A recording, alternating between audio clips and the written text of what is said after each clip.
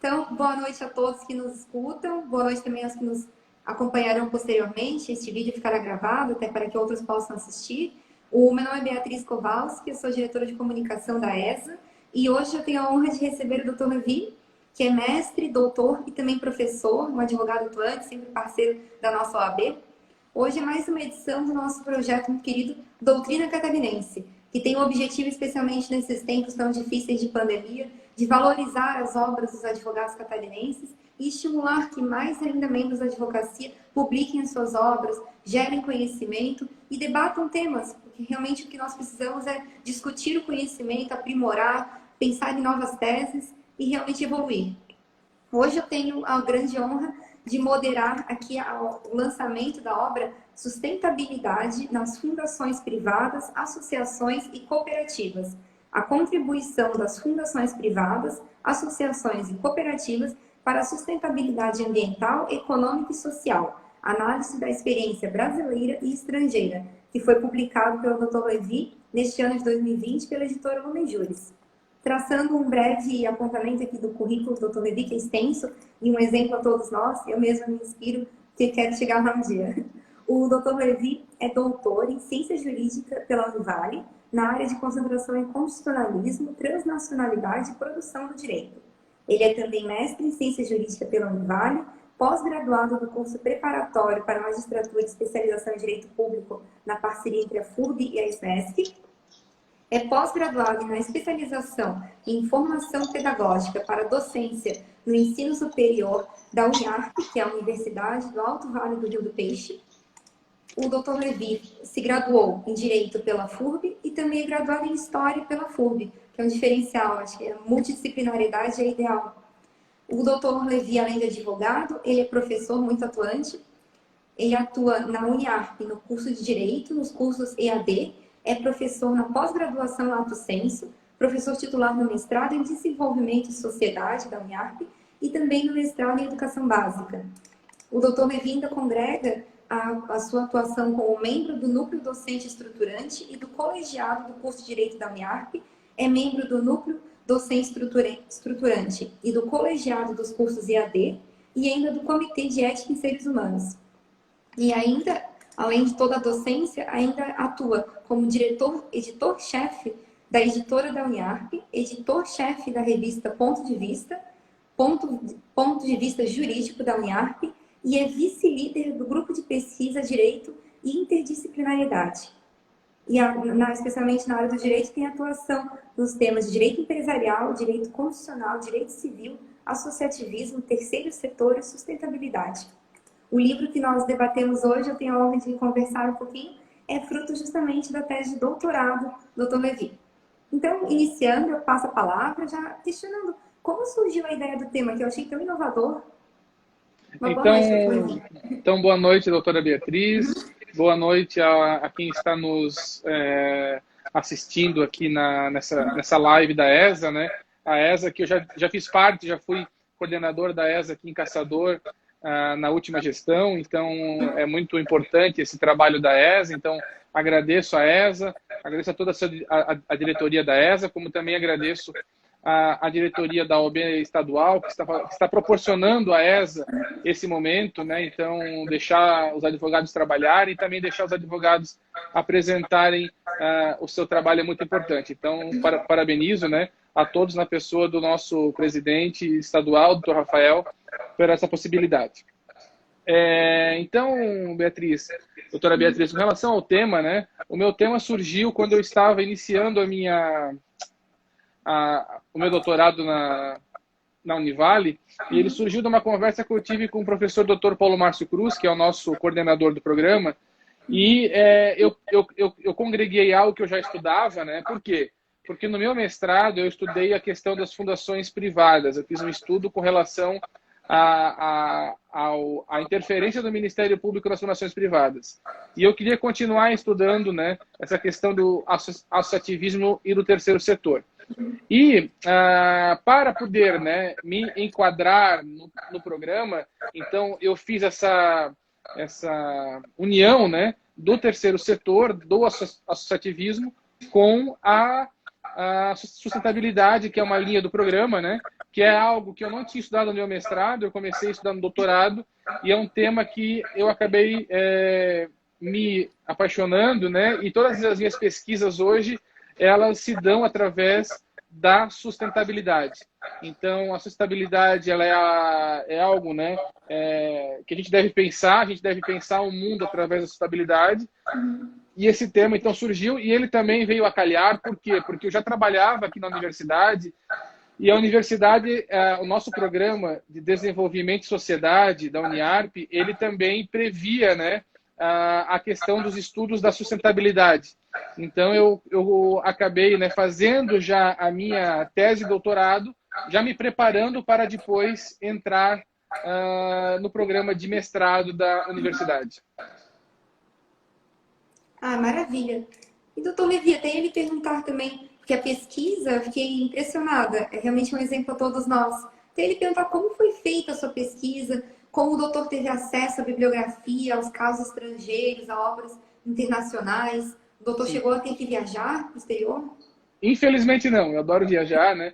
Mas o nosso programa de doutorado, né, ele prevê, então, a possibilidade de fazer dupla titulação, né? Mas eu acabei não fazendo a dupla titulação, por quê? Porque eu sempre fui 40 horas na nossa universidade, então eu não tinha como, né, ficar 4, 5 meses na Espanha.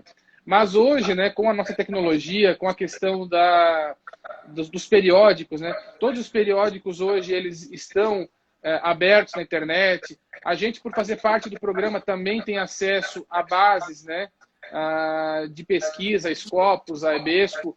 Então, existem várias bases de pesquisa. E hoje, né, essa questão da bibliografia, a gente consegue comprar livros estrangeiros de forma online, né, livros para ler no Kindle. Então, a gente não...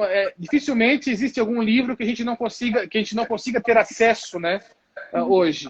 Então, essa questão, a internet, ela possibilitou, né, facilitou muito a vida. Eu imagino quem escreveu teses de doutorados na década de 70, de 80, que tinha apenas os livros impressos e os artigos também apenas impressos em periódicos, a dificuldade que era. Então, hoje, para se fazer uma pesquisa mesmo estrangeira, é muito fácil, né? Se você se dedica, se você pesquisa, você consegue ter acesso a essa bibliografia, né? De uma forma, né, pesquisando você encontra, e existe bastante bases para a gente conseguir pesquisar. E realmente a tecnologia nos aproximou muito e facilitou o compartilhamento do conhecimento, né? A gente imagina realmente, que o doutor falou no passado, como isso seria mais custoso.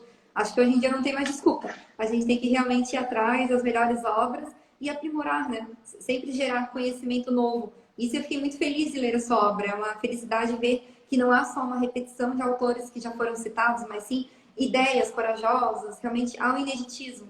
Isso é muito gratificante. Até ele perguntar... Beatriz, até porque, né, a tese de doutorado, ela obrigatoriamente tem que ser algo inédito, né? E no programa que eu fiz, também existe uma quantidade mínima de obras estrangeiras. Então, a gente não... Então, no programa da Univale, existe um percentual mínimo que a gente deve citar de obra estrangeira.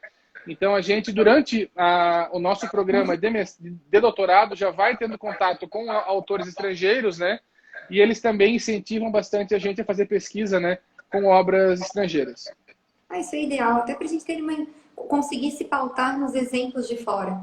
E eu fiquei muito feliz ali de ver também como o doutor foi a fundo no exemplo, nos estudos de casos espanhóis.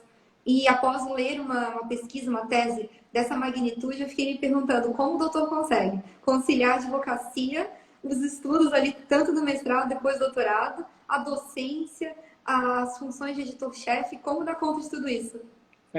Então, assim, eu também tenho muito a agradecer à minha universidade, né, a Uniarp, né, na pessoa do reitor da época, na sua ex-reitora Adelso Machado dos Santos, como do reitor atual, que é o Anderson, né, que eles, então, enquanto eu estava fazendo meu doutorado, eu tinha, né, um projeto de pesquisa. Então, eu tinha horas alocadas para fazer pesquisa apenas, né?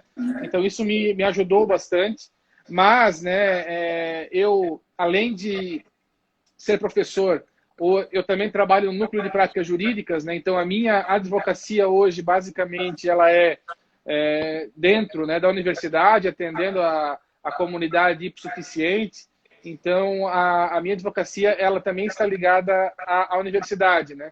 Mas a minha pesquisa toda ela se dava na madrugada. Quando eu escrevi essa obra, a minha filha era recém-nascida, então eu esperava a minha filha ir dormir e eu começava a escrever 11 horas da noite até 4, 5 horas da manhã, que é a hora que eu pesquiso, né?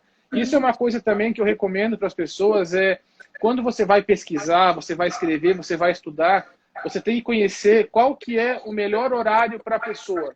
Porque tem pessoas que gostam de acordar cedo e começar a escrever 5 horas da manhã, e tem outras como eu que 5 horas da manhã quando estão acabando de escrever, né? Então, sempre quando eu estou orientando meus alunos, eu sempre oriento eles a procurar, né, a conhecer, a se conhecer, para saber em que horário melhor você consegue estudar, você consegue escrever, porque, querendo ou não, né, são muitas horas que a gente acaba se dedicando para escrever uma obra, então, uma tese de doutorado, né? Então, como você falou, essa questão de como que eu aliei a advocacia, né? Eu agradeço muito, né, à universidade também que me possibilitou, né, estar me dedicando à minha tese de doutorado e para poder concluir a minha tese e hoje publicar ela em livro. Mas acho que realmente isso é o certo. A universidade estar atenta às necessidades do profissional, do seu colaborador, e também atenta ao que vai gerar de resultados para o futuro, né? Que a gente tem que dar uma retribuição para a comunidade. Eu até achei muito legal que o doutor também atua ali no núcleo de prática jurídica, porque isso faz a diferença, não só para a comunidade, como também na formação dos alunos. Eu mesma, eu me decidi pela advocacia ao ter a experiência aqui no nosso núcleo de prática jurídica da UFSC, que na época se chamava EMAG, agora já mudou de nome, mas é ali que a gente vê e tem a experiência prática, né? Sim. Isso é muito importante. E mostrar para os alunos que, além de advogado, o doutor consegue ser professor e ainda divulgar o seu conhecimento também. Que isso é muito, muito valioso. É uma coisa muito importante para o docente, para o pesquisador, né? É a questão das publicações, né? E aí não apenas publicar obras físicas, né, ou livros, publicar artigos também, né? Então eu acho que o conhecimento a gente nós precisamos disseminá-lo, né? E a melhor forma que nós temos de fazer isso é através das publicações, né? Então nós temos que estar sempre procurando novos temas, novas pesquisas e estar publicando tanto artigos quanto livros. E é um costume, né? A partir do momento que passa a escrever, isso se torna um hábito. E acho isso importante para a gente não entrar numa zona de conforto, porque às vezes o tempo vai passando. Com certeza, né? Eu tenho me dedicado bastante também aos artigos científicos, né? Então, no nosso programa aqui a gente tem professores parceiros, o professor Joel, o professor Adelso, a professora Rosana, são professores, né, que a gente acaba publicando junto, e também precisa disso, né? Ter a parceria dos professores, né, para a gente poder estar unindo o nosso conhecimento e assim publicando tanto obras, artigos, né, e divulgando o conhecimento científico. Sim, e estimulando novos talentos a fazê-lo também, né? Que a gente precisa dar a base para que outras pessoas consigam. E até ele perguntar como foi, a partir do momento que o doutor publicou o seu livro, ele é fruto da tese. Como foi essa questão de adaptação de uma tese de doutorado para uma obra comercial? Sim. Quando eu acabei meu mestrado, eu já logo publiquei também meu livro, né? E eu defendi a minha tese de doutorado no final de 2018. E aí, no ano de 2019, eu estava meio em dúvida com a questão da publicação desse livro, né? E aí, numa conversa que eu tive com o professor Clóvis Demarque, da Univale, ele falou: Levi, publica a tua obra, porque é uma pena, né, uma tese de doutorado, ela ficar apenas lá no banco de teses da CAPES. Publica ela, faz um livro, que aí com isso você consegue citações, você consegue novas pessoas leem a sua obra, porque, querendo ou não, o livro físico ainda para o advogado, isso é muito interessante, doutora Beatriz. O advogado, ele gosta muito ainda do livro físico, né? A gente tem essa mania do livro físico. Existem outras áreas, né, do conhecimento que, quando a gente publica um livro, mas por que tu publicou esse livro impresso, né? Mas aí eu sempre falo o seguinte: o advogado, ele gosta de ter o livro físico, ele gosta de ter o contato com o livro. E eu particularmente também prefiro, né, a questão do livro impresso.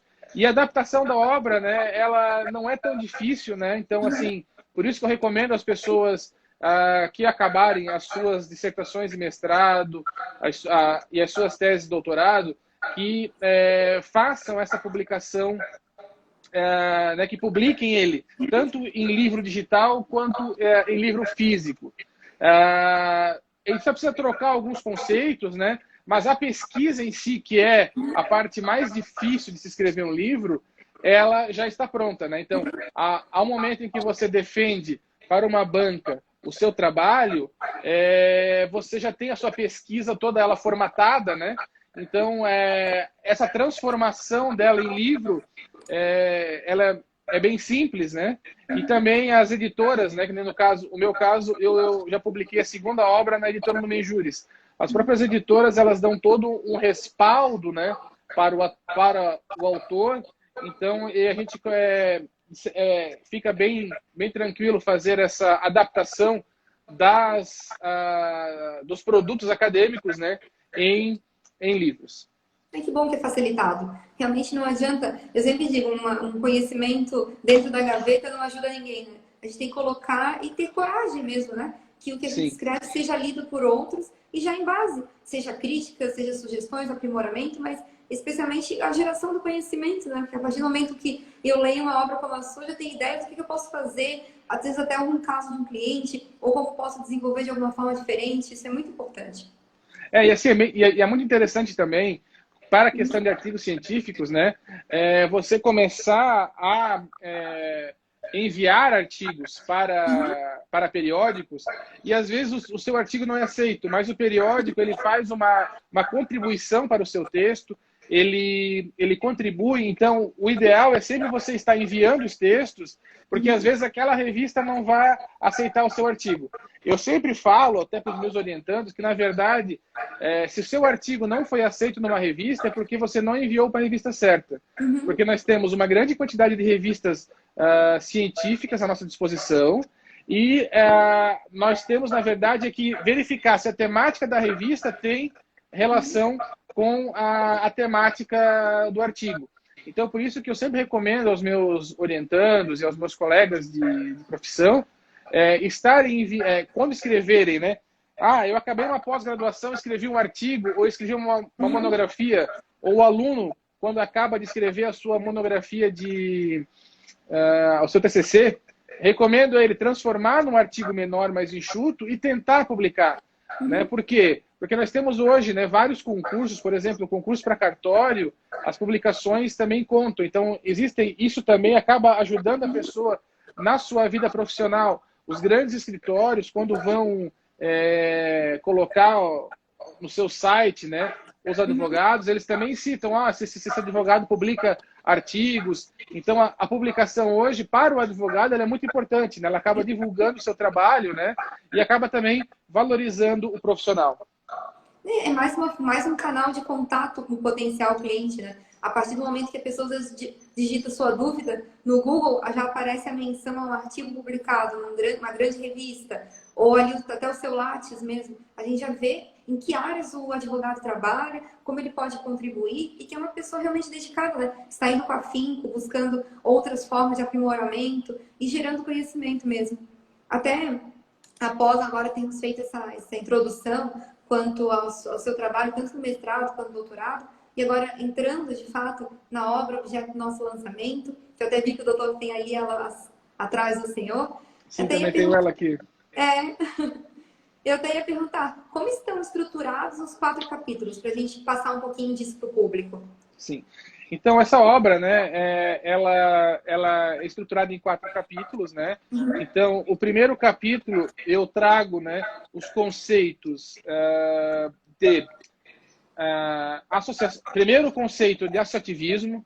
Depois, eu conceituo, né, as associações, sendo que as associações elas têm uma grande menção no artigo 5º da nossa Constituição, né? Junto com as cooperativas também. Então, a nossa Constituição, ela menciona, ela dá uma grande importância para isso. E aí, ainda também conceituo as fundações privadas e as cooperativas nesse primeiro capítulo. No segundo capítulo, aí eu já trago, né, um estudo conceitual, eu faço, né, uma revisão bibliográfica dos conceitos relacionados à sustentabilidade. Então, como eu sempre falo para os meus alunos, né, eu sempre, quando eu vou iniciar uma matéria, eu sempre inicio ela fazendo um paralelo do seu histórico, né, até por fazer relação à minha primeira graduação de História, então a gente não consegue fugir muito disso. Então, no segundo capítulo, eu inicio, né, fazendo todo um histórico da questão da sustentabilidade, né, que vem, muitos autores falam que só mencionam o pós-guerra, o pós-segunda guerra, mas na verdade já se fala de sustentabilidade em obras desde o século XVII, né? Então a sustentabilidade ela já é estudada há muito tempo.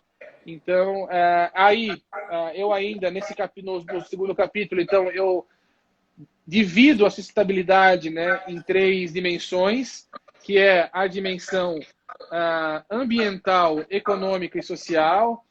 Eu sempre faço na ordem alfabética, porque uma dimensão não é mais importante que a outra. Essas dimensões elas precisam andar juntas para se ter uma efetividade. A gente não pode pensar no meio ambiente sem pensar na economia. A gente não pode pensar na economia e no meio ambiente sem pensar nas pessoas, sem pensar na parte social.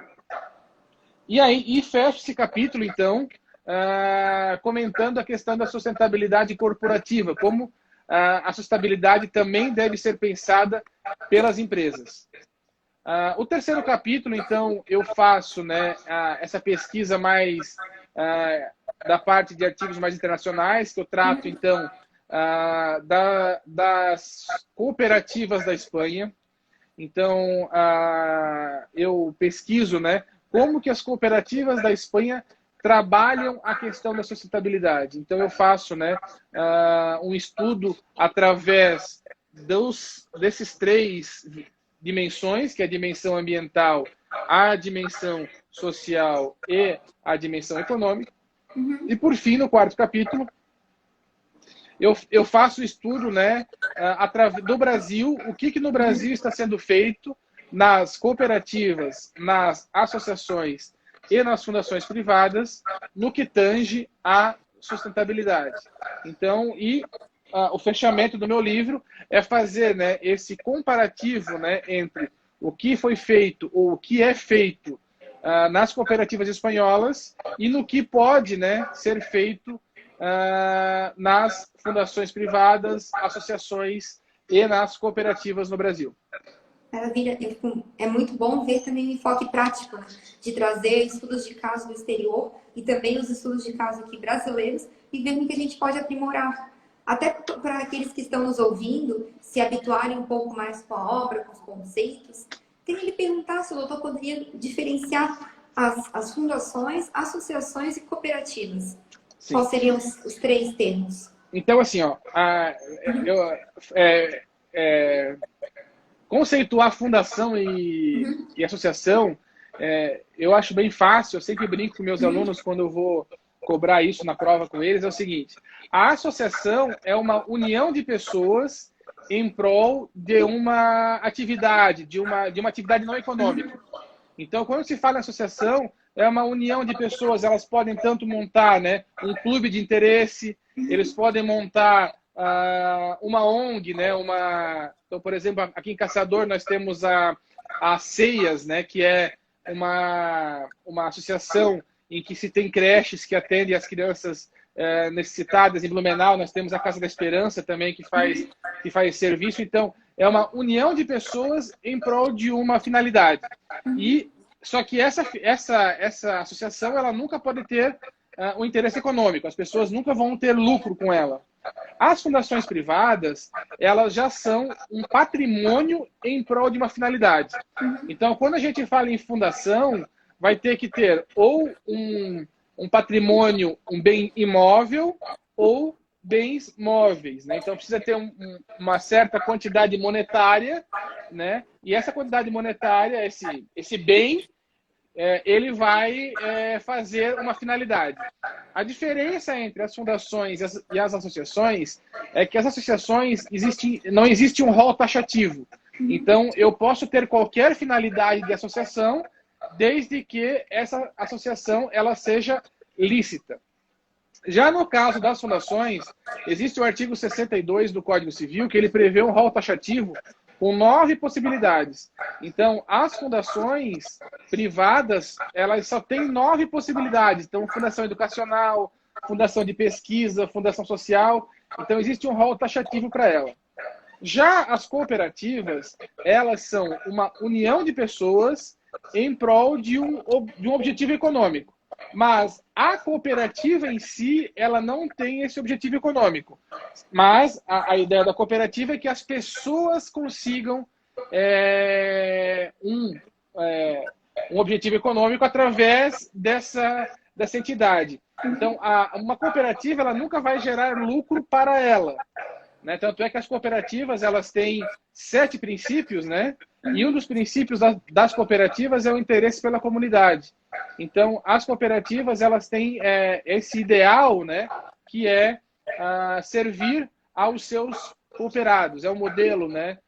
O modelo cooperativo ele é um modelo que veio da Inglaterra, de Rochdale, né? do século XIX. Então, ele surgiu da necessidade das pessoas em fugirem de um supermercado, de fazer as suas compras, né, num estabelecimento específico. Então, elas fundaram o estabelecimento delas. Então, as cooperativas eles têm esse viés, né? E as cooperativas em Santa Catarina elas são bem difundidas. Até a nossa a OAB catarinense ela tem uma cooperativa de crédito, né? Que é me fugiu o nome agora, mas nós temos uma cooperativa de crédito, é o Cicobi da OAB, né? Então, existem bastante cooperativas em Santa Catarina. Aqui no nosso oeste, principalmente, né, nós temos bastante cooperativas agrícolas, nós temos bastante cooperativas de crédito em Santa Catarina, cooperativas que são equivalentes ao supermercado, né, cooperativas de consumo. Então, o cooperativismo ele é bem difundido aqui na região sul. Se eu não me engano, o Rio Grande do Sul ele chega a ter mais de 1.000 cooperativas no seu estado, né? Então, é um modelo que está no Brasil desde no início do século, né, do século passado e ele é bem difundido hoje no Brasil. Perfeito. E eu acho que especialmente nesses tempos de crise, o cooperativismo tomou uma necessidade, uma importância ainda maior, né? Os pequenos produtores conseguem se juntar mesmo e tomar um maior patamar frente às grandes empresas, né? Acho que isso é o que a gente precisa nesse momento. E as cooperativas de crédito também na crise, né? Elas acabam também tendo uma grande participação, né? O modelo espanhol, ele é muito rico nisso, né? Então, na crise de 2018, tem um autor espanhol que é Manuel Castells, que hoje até, se eu não me engano, ele é ministro lá na Espanha. Ele descreveu que quando houve aquela crise grande em 2008, as pessoas que eram cooperadas, né, a cooperativas de crédito, elas conseguiram né, não passaram tão mal pela crise. Por quê? Porque essas cooperativas elas lançaram dinheiro a juro bem inferior ao dos bancos, lançaram crédito e com isso, né, eles fomentaram a economia das regiões aonde essas cooperativas tinham, né? Então, aí está um exemplo, né? Então, aonde as cooperativas elas fazem um diferencial na vida, não só das pessoas, como da região ao qual elas estão inseridas. Por isso eu acho mais fundamental ainda, de acordo com o impacto tanto das associações, fundações, mas principalmente cooperativas nesse atual momento, que também respeitem, né, e atentem às dimensões da sustentabilidade. Nada mais justo. Até ele perguntar, que o doutor já antecipou um pouquinho dos conceitos, das 3 dimensões, da ambiental, econômica e social. Até a capa do seu livro também deixa bem claro o papel determinante de cada uma e que não há algo mais importante que o outro.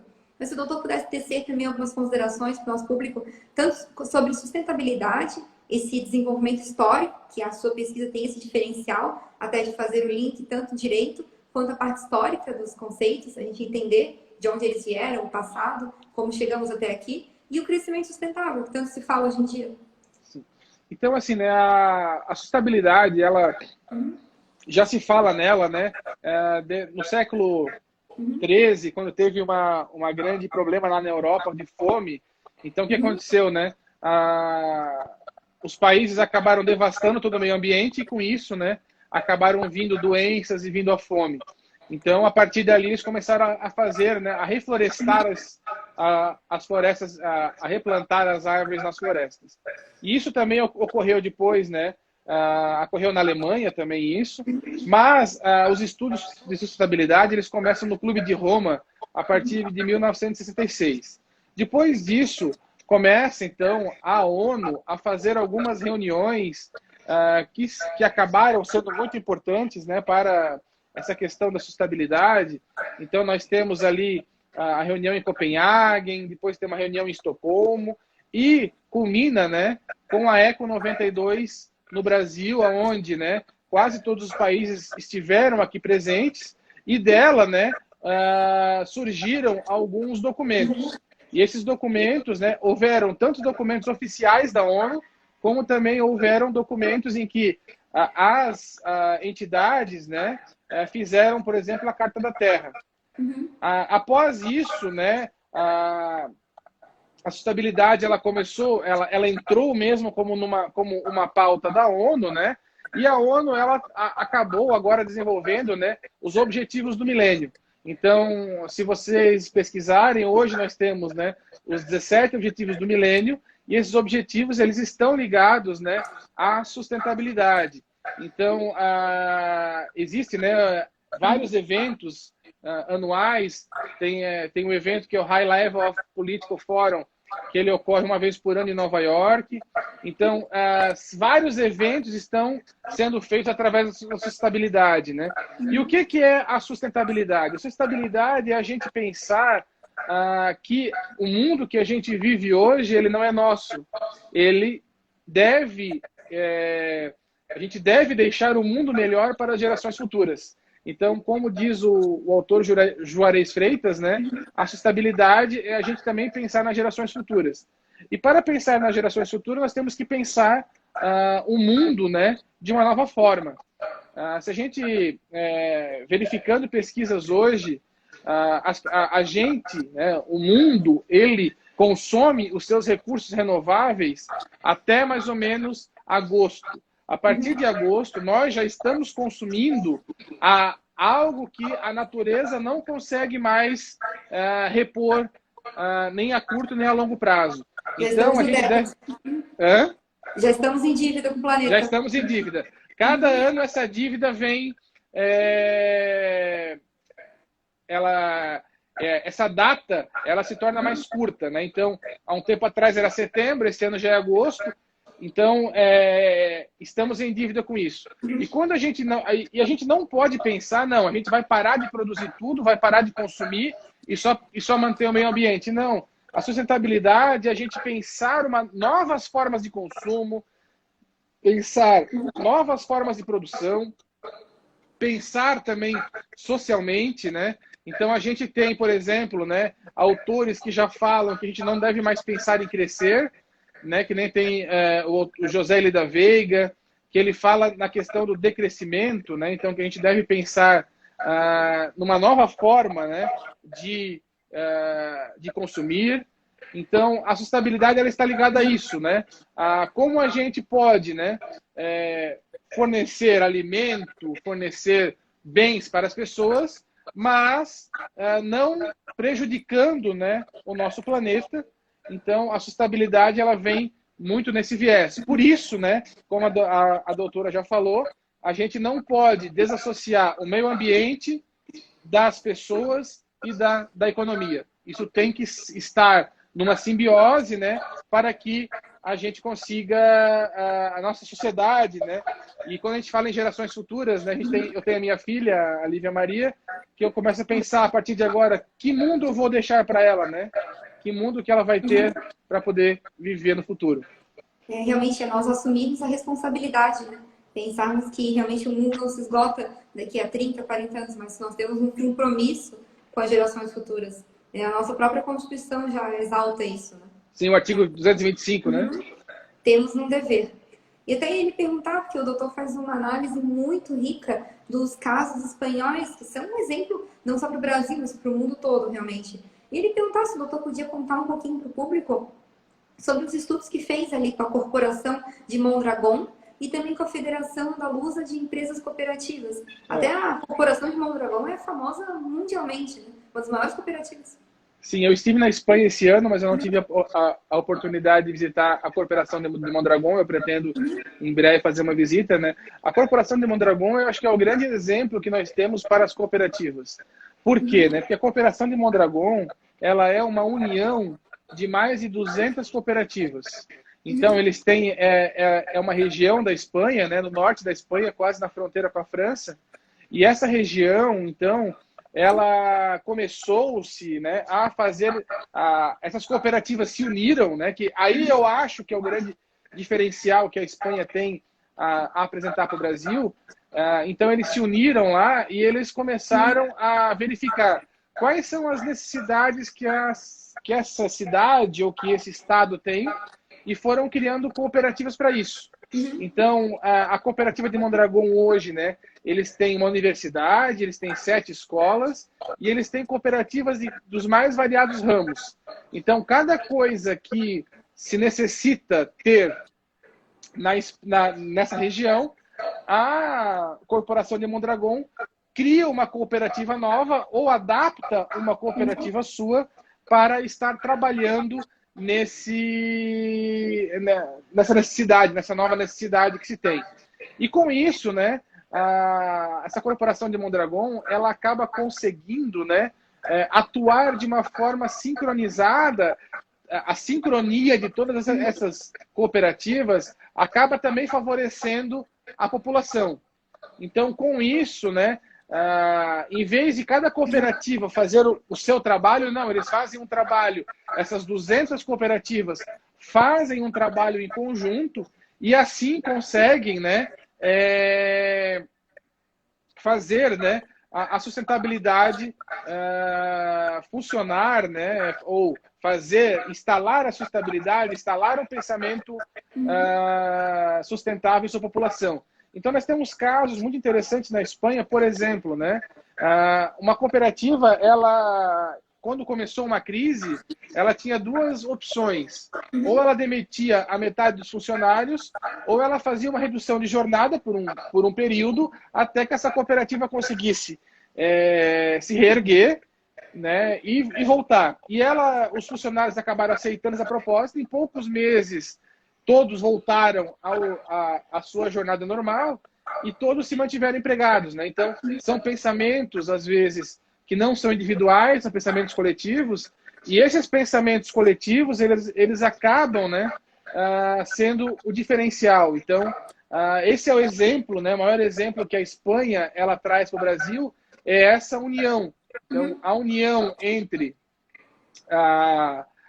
as cooperativas e a união entre os cooperados acaba fazendo, né, essa diferenciação e acaba, né, tornando, né, essa corporação uma corporação preocupada com a sustentabilidade. Exato, e pensar no todo, né? Às vezes a gente precisa aqui também fugir um pouco do pensamento individual, para pensar no todo, né? No bem que isso pode trazer para uma comunidade. E a outra que até nós... porque, Beatriz, só para complementar, Uhum. até porque é o seguinte, né? Então, assim, se nesse caso espanhol, se precisa ter um novo produto, né? Eles mesmos já têm cooperativas que fazem pesquisa. Uma empresa está poluindo, então eles fazem uma pesquisa para conseguir não poluir mais. A sociedade está faltando existe uma carência na sociedade de escola. Tanto é que eles têm, se eu não me engano, 5 escolas para a comunidade. Então, eles criam uma cooperativa escolar. Então, com isso, eles acabam, né, abrangendo tanto a parte ambiental, social, como a parte econômica. Perfeito. E é realmente um processo de melhoria contínua, né? Eles conseguem identificar os pontos em que eles podem melhorar ou podem, de alguma forma, se adaptar para suprir uma nova necessidade da comunidade mesmo que os cerca, né? E eles conseguem fazer... É muito bom ver a rede, né, que foi criada ali na Espanha. Até ele perguntar também sobre o outro exemplo que o doutor deu na sua obra, é a Federação Andaluza de Empresas Cooperativas. Sim. Então, assim, né, a Espanha ela é muito rica, por quê? Porque ela não acaba, né, só Corporação de Mondragón, e não só nessa federação, né? O exemplo espanhol ele é muito rico, por quê? Porque as mais variadas regiões, elas têm federações. Então, existe a Federação dos Produtores existe a federação, uma federação de produtores. E o diferencial deles, qual que é, Beatriz? É que eles acabam trabalhando sempre em conjunto. Então, no Brasil, já me adiantando um pouco, né? Mas no Brasil, cada cooperativa acaba fazendo o seu trabalho. Lá não. Lá eles se unem, eles têm federações, corporações fortes, e com isso eles acabam, né, trabalhando, né, em conjunto, e esse trabalho em conjunto deles acaba trazendo, né, resultados não só para a cooperativa, como para toda a região em que estão incluídos. Então, a questão principal, né, da Espanha é essa união que se dá através da Federação de Andaluzia, se dá através da Corporação de Mondragón e se dá através de outros, né, outros agrupamentos que eles fazem lá na Espanha. Perfeito. Realmente a gente vê a diferença, né, do que é a organização e a gente pensar de uma forma coletiva. Eu acho que no Brasil, não só na questão de cooperativas, mas a gente acaba fazendo um retrabalho por fazer tudo de forma isolada e o impacto também se torna apenas local e muito menor. Se a gente conseguisse realmente trazer essa organização e a centralização que a Espanha já atingiu, seria um diferencial. É isso mesmo. Até porque no Brasil a gente já existe, né? Então, por exemplo, as cooperativas de crédito, elas estão agrupadas, né? Existe o Sicob, existe o Sicredi, né? Que são federações. Só que elas acabam, né? A grande maioria delas é composta de cooperativas menores. E essas cooperativas menores, cada um faz o seu trabalho na sua cidade, mas não existe, pelo menos, eu pesquisei nas suas páginas e nos seus balanços, não existe um trabalho, né? Desse sistema através de políticas relacionadas à sustentabilidade, como existem, né, no exemplo espanhol.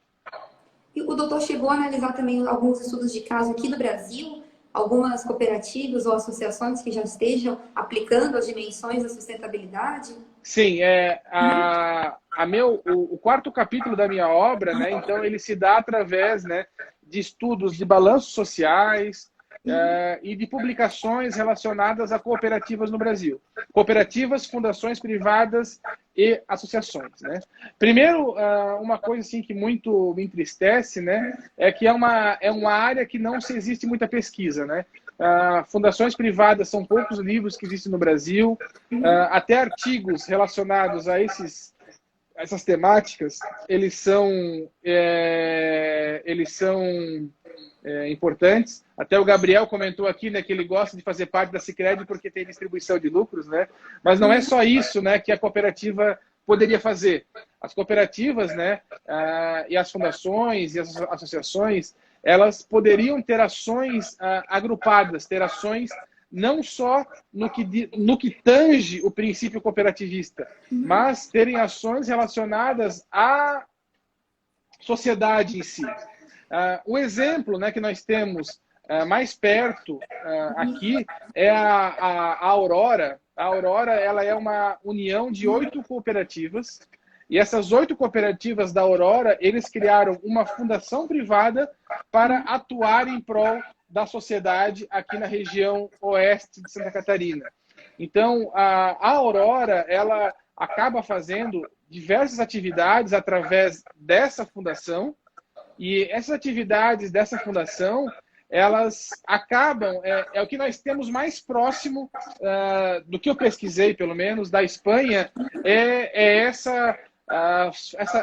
esse trabalho que a Aurora faz aqui no oeste de Santa Catarina. Então, eles uniram 8 cooperativas, e essas 8 cooperativas, através de uma fundação, eles têm programas sociais, têm programas relacionados ao meio ambiente, têm programas de formação dos seus cooperados. Então, é o exemplo que nós temos, né, aqui em Santa Catarina, é o melhor exemplo que nós temos. E eu volto a falar, então, né, que através dessa pesquisa, o que a gente viu? Que muitas cooperativas, associações e fundações, eles fazem trabalhos muito importantes relacionados à sustentabilidade. Só que todos eles são trabalhos isolados. Cada fundação, cada cooperativa, cada associação, eles fazem um trabalho só para o seu público. Então, eles não... o que faltaria para a gente é uma união, que é esse exemplo, né, que eu trago, então, da Corporação de Mondragón e dos demais ajuntamentos que nós temos na Espanha. Porque realmente é ideal o comprometimento, até essa retribuição, não só no aspecto do meio ambiente, quanto também social. Só que tudo isso teria um impacto muito maior se fosse de alguma forma interligado. Como o doutor bem disse, na Espanha eles têm essa rede, consegue ter uma abrangência muito maior. E aí sim, se nós conseguíssemos ver o papel de cada uma dessas, ou associações, cooperativas ou fundações, de uma forma nacional, ou no mínimo estadual, seria muito mais rico, né? A gente conseguir centralizar e evitar um retrabalho ou um gasto de recursos sem um planejamento global, né? Sim, até porque, né, as cooperativas se unindo, desculpa, doutora, essa união de cooperativas, né, ela é muito importante, né, para né, essa união. O que acontece? Você precisa pesquisar alguma coisa. Então, a união de cooperativas, uma pesquisa só acaba abrangendo todas. Eu preciso fazer uma ação ambiental. Todas as cooperativas juntas, elas têm muito mais força, né? E acabam tendo uma abrangência muito maior. Esse trabalho, né? Ele acaba tendo, né? Eles acabam conseguindo congregar muito mais pessoas do que cada cooperativa fazendo aquele seu trabalho, né? Individual.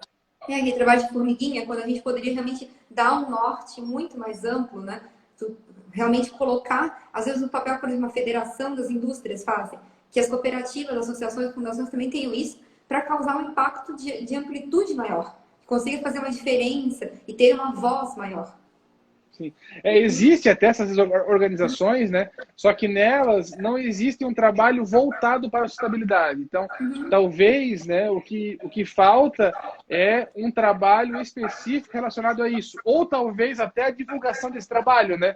Porque a gente não encontra, né, não existe, né, bibliografia citando isso. Então, talvez, né, uma divulgação melhor, né, ou fazer essa real união entre elas seria muito importante. Até para levar ao conhecimento do público que tem, às vezes, algumas maneiras de contribuir, ou até mesmo o indivíduo em si, se unir a uma entidade que já existe e fazer uma diferença, né? Juntar esforços. O doutor vê, né, outras diferenças específicas entre o sistema que está adotado na Espanha e o que nós temos aqui? O brasileiro seria mais incipiente. O que nós podemos nos espelhar na Espanha também? Assim, a maior contribuição, né, que eu verifiquei nessa pesquisa foi mesmo, né, essa questão da união. Então, a união entre cooperativas, e não precisam ser do mesmo ramo, né, da mesma atividade, né, mas a união delas, e o mais importante, né, é elas estarem pensando questões relacionadas à sustentabilidade. Então não adianta, né, eu ter uma fundação privada, ter uma associação e não ter uma preocupação com a sustentabilidade, não ter uma preocupação com as questões sociais, não ter uma preocupação com as questões ambientais e não ter uma preocupação com as questões econômicas, né? Então, não adianta, né? E isso também serve até para as empresas, né? Não adianta eu ter uma empresa privada e não estar pensando no futuro, né? Estar pensando nas gerações futuras. Então, a nossa, né? A maior contribuição que a sustentabilidade ela vem a dar para a nossa sociedade, né, é estar pensando, né, nas gerações futuras, estar pensando, né, num planeta onde a gente consiga viver, onde as pessoas consigam viver e viver melhor do que a gente vive hoje.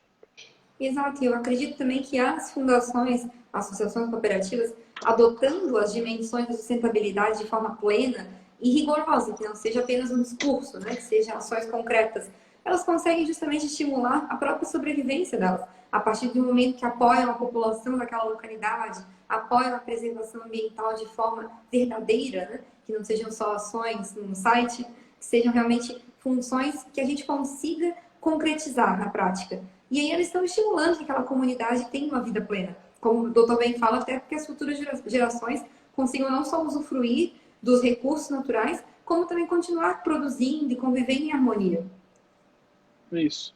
Então, a sustentabilidade, então, ela é algo, né, que não está apenas, não deve apenas estar nas pesquisas, né, mas é algo que tanto as pessoas, né, como as pessoas físicas, as pessoas jurídicas, elas devem ter isso, né, como seu lema, né. Então, é importante, né, eu sugiro a todos, né, que quem tiver a oportunidade de fazer a leitura das 17 ODS, né, os Objetivos de Desenvolvimento Sustentável, para que a gente consiga, né, que a gente comece a levar isso, né, como um lema nosso para garantir, né, uma sociedade sustentável, uma sociedade melhor para todos.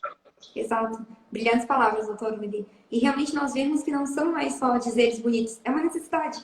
Está batendo nossa porta, é real e precisamos aplicar. E eu fico muito feliz que a sua obra conseguiu trazer à luz todo esse debate, né? Que realmente, como o doutor até antecipou, não há muita bibliografia no Brasil, não há muitas obras que debatam e muito menos unam os dois temas. A gente conseguiu ali ter uma ideia melhor do que nós podemos fazer para crescer de forma organizada, sustentável e aplicando as noções que hoje em dia são imprescindíveis, né? Eu agradeço muito pela sua participação. Até nós já estamos nos aproximando aqui do final da nossa live. E eu, enquanto representante aqui da ESA, da OAB, agradeço em nome de todos pela sua participação, que foi uma grande honra. E é sempre um orgulho para a gente conseguir valorizar obras e autores como o doutor, que são um exemplo para todos nós. E nos motivam a ir além, realmente a estudar, a gerar conhecimento e a estimular tanto seus alunos quanto todos que nos assistem aqui a continuar fazendo o mesmo. Muito obrigada. Eu agradeço muito a OAB, né? Mas antes de eu agradecer a ESA e a OAB, eu gostaria também de agradecer, né, as pessoas que foram importantes nesse trabalho, né? Tanto a minha esposa, né? Ela também já é doutora, ela também fez doutorado, só que eu não consegui convencer ela a publicar a obra dela, né? Ela acabou não fazendo um livro, mas agradecer a ela, a minha mãe, que foram pessoas parceiras, né, na minha tese de doutorado, agradecer a Uniarp, né, que me proporcionou essa possibilidade de ter feito doutorado e hoje, né, me deixa continuar a minha pesquisa na questão da sustentabilidade, tanto no programa de mestrado de desenvolvimento de sociedade, como no programa de educação básica, né? E aí agora, né, agradeço, né, a OAB, principalmente, né, porque está proporcionando esse momento para mim. Quando a gente lança um livro, a gente sempre pensa como vai ser feito o nosso lançamento, né? E eu tinha várias ideias em mente e essa ideia nunca passaria pela minha cabeça de fazer um lançamento online, só que eu acho que foi muito importante. Eu vejo, né, que vários colegas meus e vários amigos conseguiram participar desse momento, né, dessa live, várias pessoas passaram por ela. Então, agradeço muito ao OAB e à ESA por ter proporcionado para mim esse momento e também por ter proporcionado para os demais advogados que foram selecionados, né, porque foi feito um edital, a gente se inscreveu, né, houve uma seleção prévia. Então, agradeço, né, por eu ter sido selecionado e por ter essa oportunidade, né, de participar junto com a doutora nesse canal, né, da ESA, nossa advocacia, né, tão importante, a OAB para o nosso Estado, na garantia de estar garantindo os direitos da nossa população. Então, eu agradeço, muito obrigado, né, por ter proporcionado eu participar desse momento de lançamento desse livro. Obrigada, a honra é toda nossa.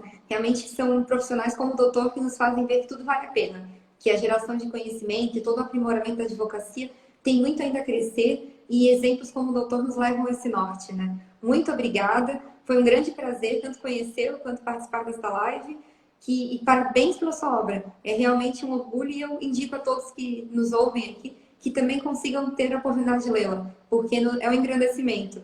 É a gente crescer, é ver que existem profissionais de grande gabarito escrevendo e gerando conhecimento que deve ser compartilhado. Parabéns, doutor Levi, foi uma grande honra e eu agradeço a todos também que nos assistiram hoje. Eu vi realmente uma grande quantidade de pessoas me parabenizando, isso é muito lindo, muito importante. Muito obrigada e uma boa noite a todos. Fico à Boa noite, disposição. doutora. Obrigada, doutor Até Levi. mais. Até mais.